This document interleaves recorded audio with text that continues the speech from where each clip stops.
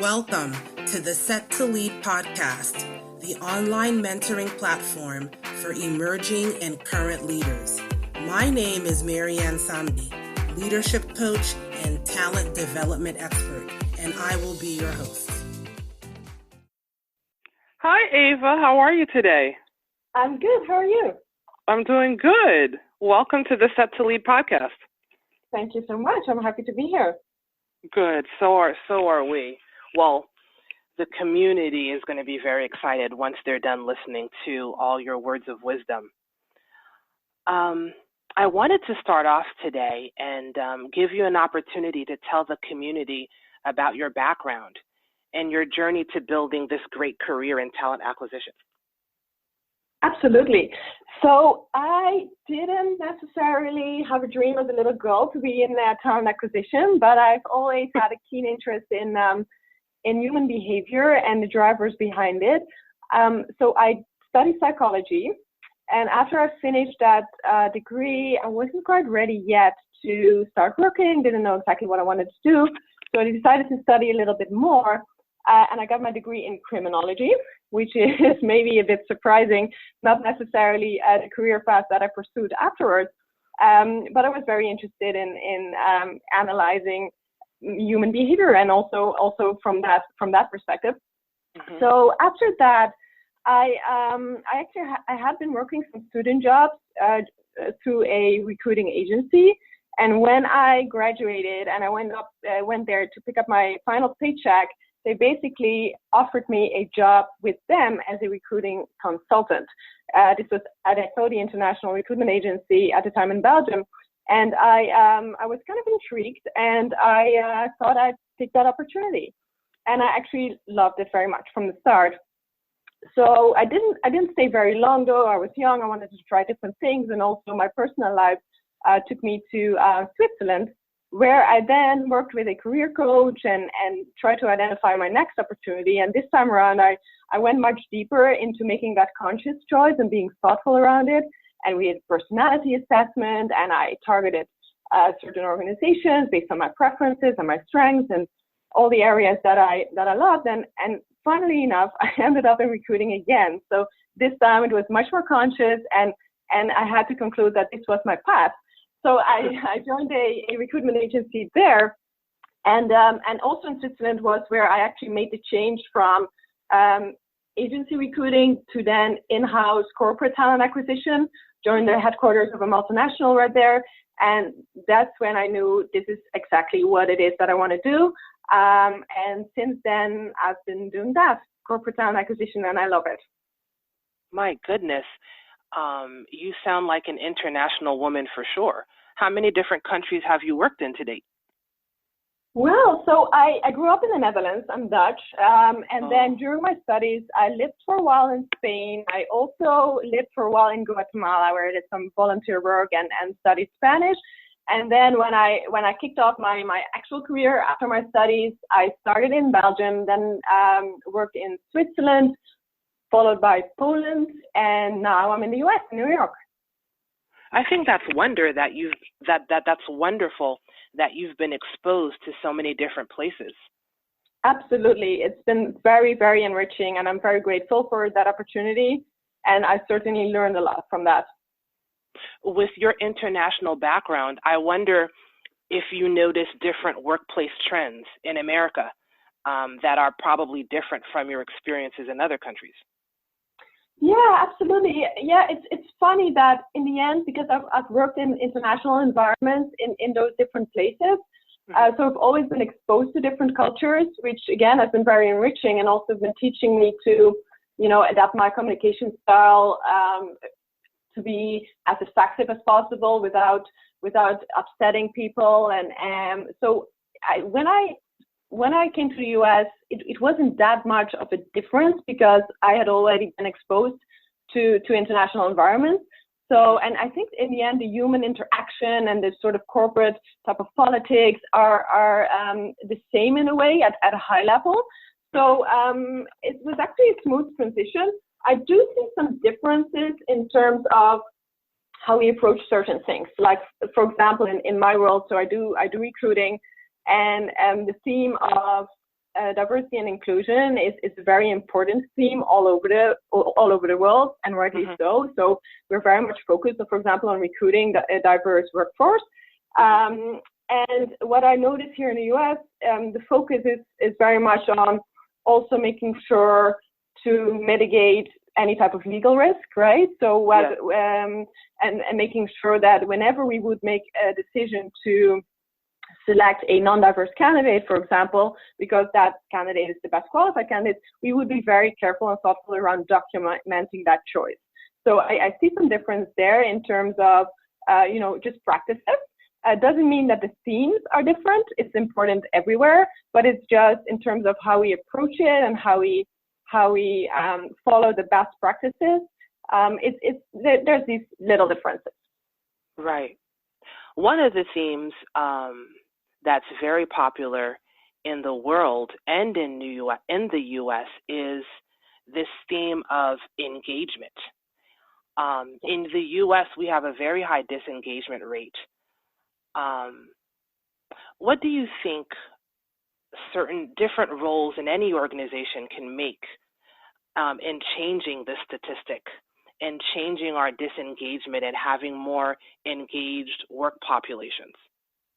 Absolutely. Yeah, I think that's a very relevant question and very much close to my heart as well, this topic, because it's true, it's low in the US, but it's actually low globally. I've seen that again all over the world where I've been.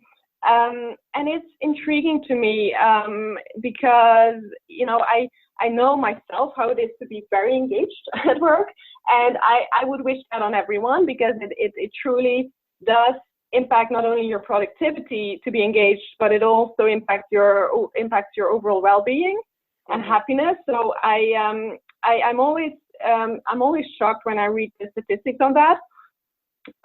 So I think there's lots of things that we can do, and I actually wrote a blog post about that on LinkedIn recently, where I also advocate for us as the employees taking matters in our own hand to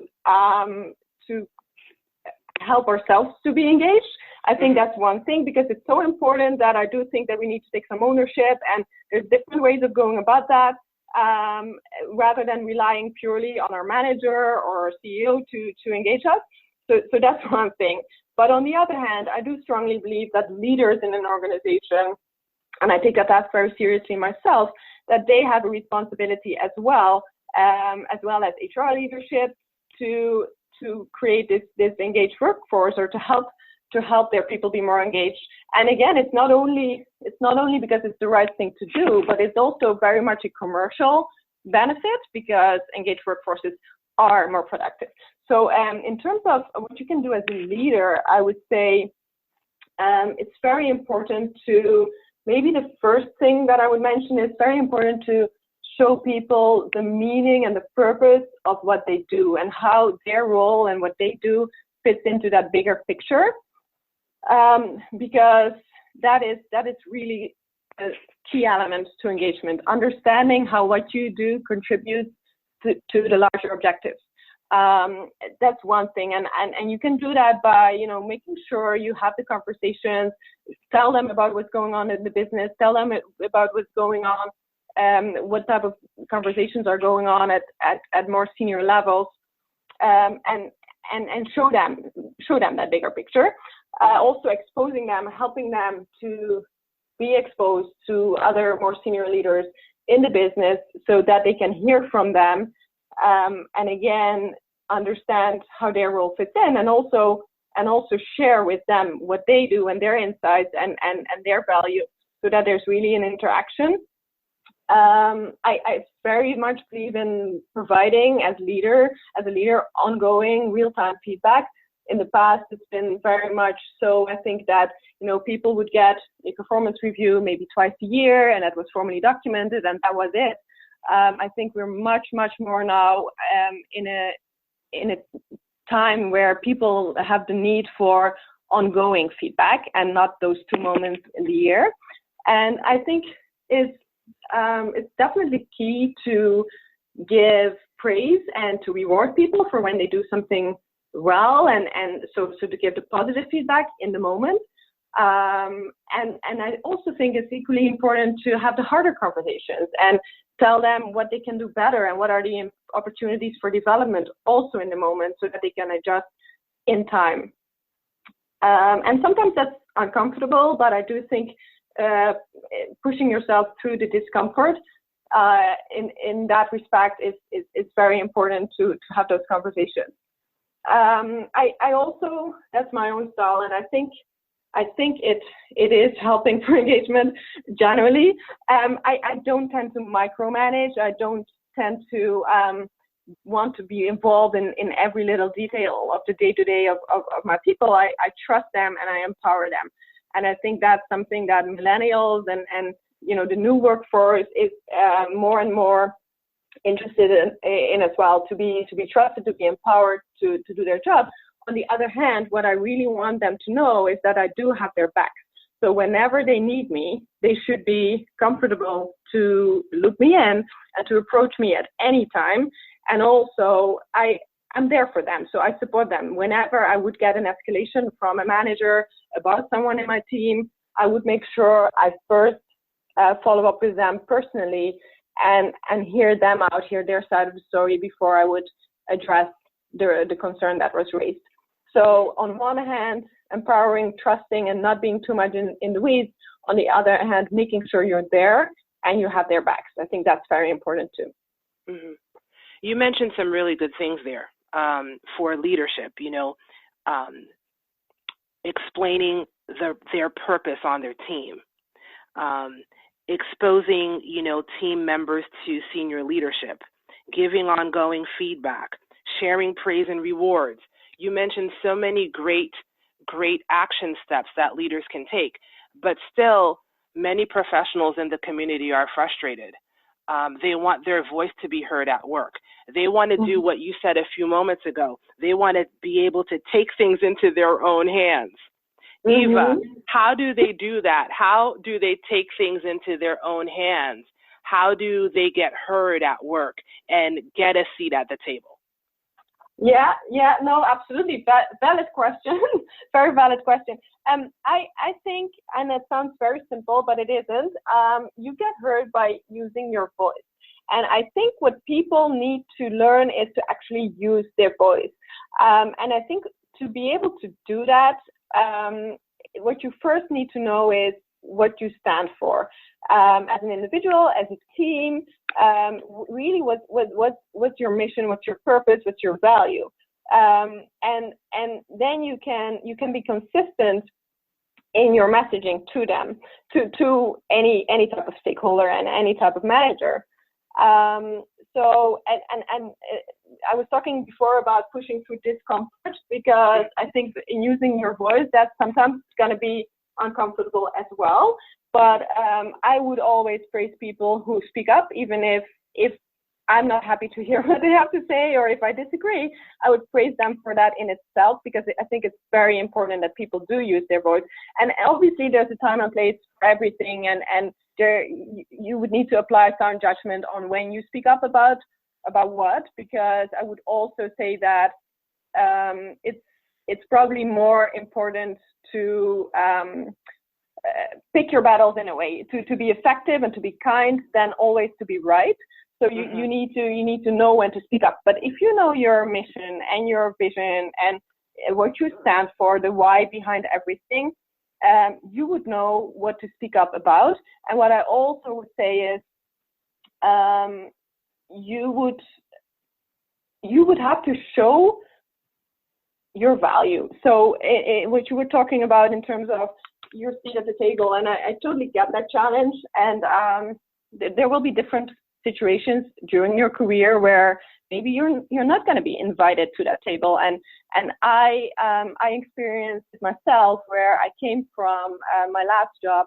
I was working for the same firm that I'm working for now, but I was working in Poland, and there it was a startup office.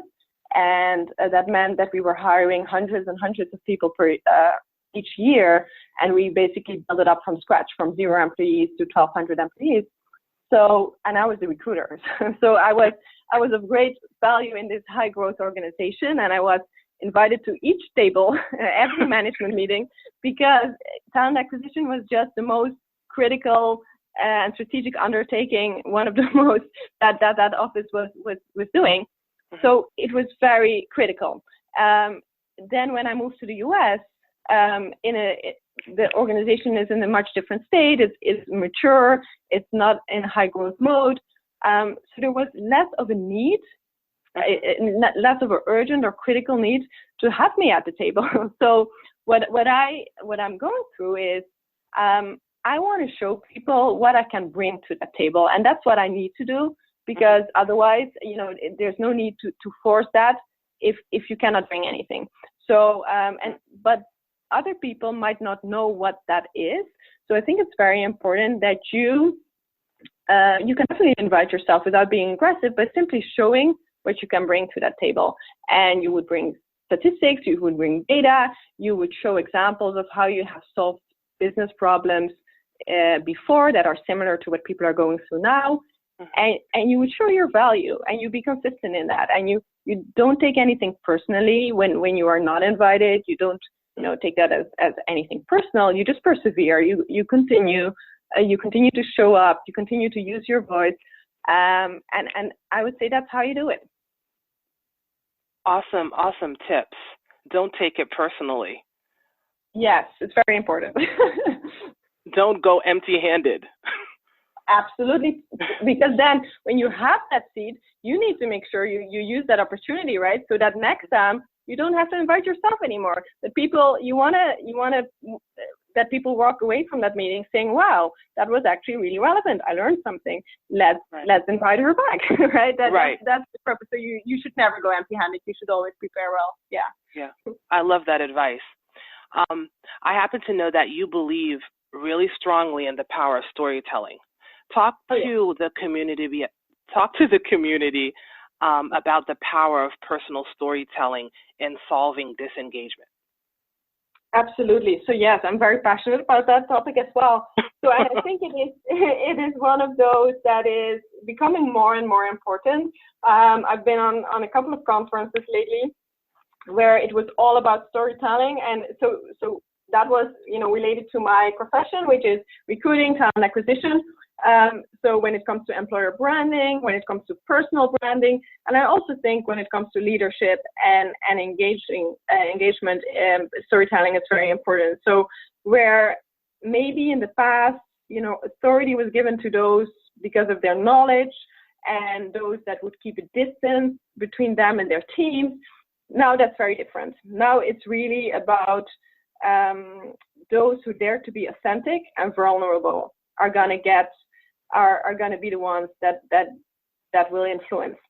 There's a big need, and again, especially at the millennial proportion of the workforce, which is obviously growing, a big need for that. People want to relate to you, right? So in the recruiting world, where I'm in, statistics have proven that 75% of the people would only apply to a job if they feel that they know the recruiter. So they want to relate, right? They want to relate to someone in that firm. So that's why for recruiters, for example, it's very important that they are active, that they show their profile and something about themselves on LinkedIn, so that actually people will apply to the firm. So that's one thing in my profession. But I think in leadership, it goes, it's just as important. So what I try to do is share with my team my personal stories or the mistakes I made in the past or that I'm still making, or my vulnerabilities around the challenges that I'm going through right now, so that they can learn from that, but they can also see that, I'm not perfect, I don't know it all, and that would make them more comfortable showing their weaknesses, and that would also make me more human to them and more relatable. And it doesn't mean that, I would waver or I wouldn't know what I stand for, because again, I think that's very important as a leader, that you need to know what you stand for. You need to know the why behind everything. But that, once you know that, it doesn't mean that you have to know it all. And I will also make it very clear to people that I can learn from each of any one of my team members, just as much as they can learn from me, and we can all learn from each other. So I try to share my personal stories to a certain extent. What I also started doing is blogging on LinkedIn about my personal stories and showing some of my vulnerabilities, and I do feel that creates a lot of engagement. The ones in which I share my blog posts, in which I share some of my personal stories, are generally triggering much more responses from people than the ones that would be just purely professional. So it comes in a lot of ways, and I think if you as a manager or a leader if you are authentic and open and tell your story, people are gonna want to work for you without you having to use the carrots and sticks to get things done. Yeah. So storytelling is powerful as a leader when you're directing a team. And I'm sure storytelling is important for individual contributors when they're trying to create a brand. Is Absolutely. there maybe one or two tips you can share when we think about storytelling when it comes to shaping your credibility and your career brand? Is it just as important in that particular area when you're trying to manage your career and create a brand for yourself? Absolutely. I know it is. And I think also in this day and age, people will not work anymore their whole career generally, right? Their whole career in the same place for the same manager. So it's very important that you expand your network and that you build your brand. And maybe brand is not even the best word when it comes to people, because it sounds a little bit as if you have to sell something for commercial purposes. I would rather use the word, use your voice rather than brand. But it comes down I like that. Use your voice. Right. And, yeah. And it in a way it comes down to the same thing, because it's about how people perceive you, but then it has to be authentic. So it doesn't. That's why maybe I don't like the word brand, because it sounds like it's somehow made up to create a certain perception rather than being authentic. So I rather encourage people to use their voice, tell their story, and I think by doing that, it creates just much more opportunity for them down the road as well, and getting exposure with other people, with other teams, even outside the company. I would always encourage people to network inside and outside of the company at all times. Doesn't mean that you're looking for a job elsewhere, but I think it's good for your development, and just put yourself out there, make sure your voice is heard, and work on that personal branding through social media, whatever you're comfortable with. But I think the time where people just don't do that because they are working somewhere is gone. I think you would want to do that on an ongoing basis. Make sure you're out there, and that's gonna help you in all kinds of ways, and it's gonna teach you. And it's not just to build that brand, but it's mostly to use that voice and to grow. Yeah. Hello? Yeah. Oh, there you go. I thought I lost you for a minute there. No, I'm still here. So we've come to the end of our program today, Eva. But before we leave, I did want to let the community know how they can keep connected with you and follow what you're doing next. Absolutely. So I am, and I've mentioned it a couple of times already, I am quite active on LinkedIn, which is a platform that I use quite a lot for my job, but also, just as what I was referring to just now, to share my thoughts around everything related to talent, around leadership, engagement, all that good stuff that we talked about today. And I regularly blog on there. So I would definitely encourage people to check out my profile and follow me or connect with me. I'm always happy to connect with everyone. So that is, I think, the best place to follow me and see what's going on. Okay. And we're going to be doing some more of these, right? Absolutely, yeah, and I'm actually very excited about that. So I'm very excited about coming back and working with you, doing some more podcasts. I have been connecting with the community on a lot of topics related to career challenges and struggles that people might go through, and questions they have. And I got a lot of interesting questions back. So I'm sure we'll have a lot to talk about, and we will be addressing those through these podcasts on a quarterly basis. So that's another way of keeping abreast of what's going on with me and you. I'm excited. Thank you so much for sharing your time with me today. Thank you. Thank you very much.